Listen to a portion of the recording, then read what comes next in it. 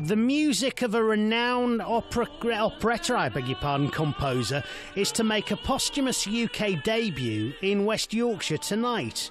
Joseph Beer was a Jewish composer whose rapid rise to fame in his mid-20s was cut short by the Nazi regime.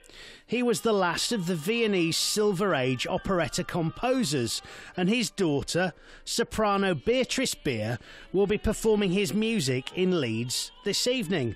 And I'm absolutely made up to tell you that Béatrice is with us now. Good morning. Good morning, Richard.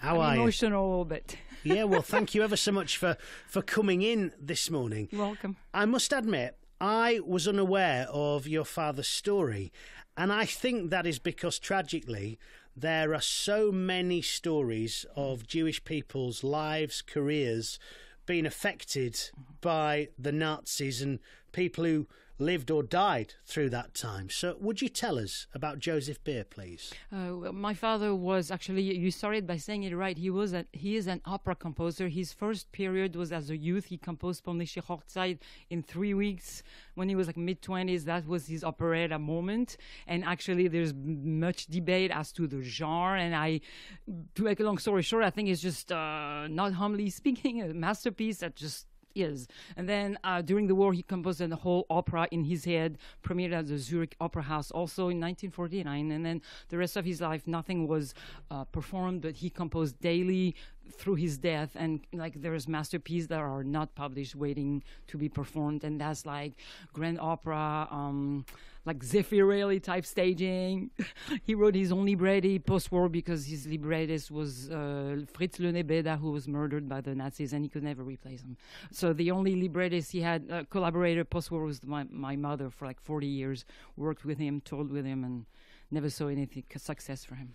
And his life was punctuated by the war. He fled Austria. Correct. After the Anschluss. Yep. And you mentioned his work wasn't performed. That was because of how he was affected by how the Nazis treated his family during the war. Is that right? Perfect. Yes, yeah. Exactly. They were murdered. He tried to free them. He even wrote a whole opera in his head as a ghostwriter and got lots of money for doing that. Sent it to Poland, but nothing reached them, and they could not free them from the ghetto where they were, and then sent to Auschwitz and murdered. So he never recovered that, and he was very staunch on being ethical and not wanting to have anything to do with anybody even remotely associated with this type of era. Were you always destined, however, then to have a life in music, being his daughter and being so close to him? Well, yes and no. The fact is that, I started to sing when I was 2, and my mother says I knew like 60 songs at the time I was 4.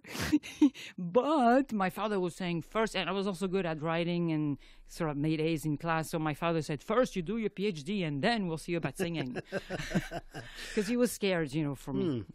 And what has brought you to West Yorkshire? Why here? And this is the first time, am I right in thinking that these particular works have been performed? Totally. Perfect. Yeah. Yes. It's like a what you call it, world premiere. My father was never played in the UK. He came as a youth. My sister reminded me yesterday. He came before the Anschluss. He came here to work on the premiere of Polnische Hochzeit. Somehow, it didn't work. But actually, Richard Tauber, you probably know him. He was going to premiere his work pre-war and immigrated to London, the great tenor. But so we can thank, Professor Derek Scott, big plug for him. He's the one who produced and organized everything and invited me to here to sing this fantastic concert. He's been working very hard. I've been working very hard, so I'm excited. It's free. Yes, sir. It's happening at the Clothworkers Centenary Concert Hall this evening, 6:15 to 7:15. Yes. And it's all part of, a little bit of a bigger project as well, isn't it? Yes. What do you know about that? I just know it's the first international operetta conference ever. Like people are coming from everywhere, England, US, Germany, Austria, Poland. Actually, there is a person from Poland who will do a lecture tomorrow who will include Polnische Hochzeit. I just found out. So it's exciting for everybody. It must be doubly exciting for you. Yes! Sorry.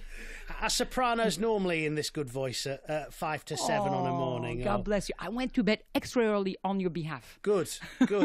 Well, you look far better on an early start than I ever do. And it's been an absolute pleasure to meet you, Beatrice. Thank you so much for having me. If you would like to see Beatrice and hear the music of her father, Joseph, then you can do. It's happening this evening at the Clothworkers Centenary Hall. It's a 6:15 start, and it is free of charge. And it is, as Beatrice has just said, an absolute world premiere of a man who we may have known far more about if it weren't for the outbreak of World War II and if it weren't for the treatment of the Jewish people by that Nazi regime. Thank you ever so much for coming to see us, Beatrice. God bless you. Good luck this evening. Thank you.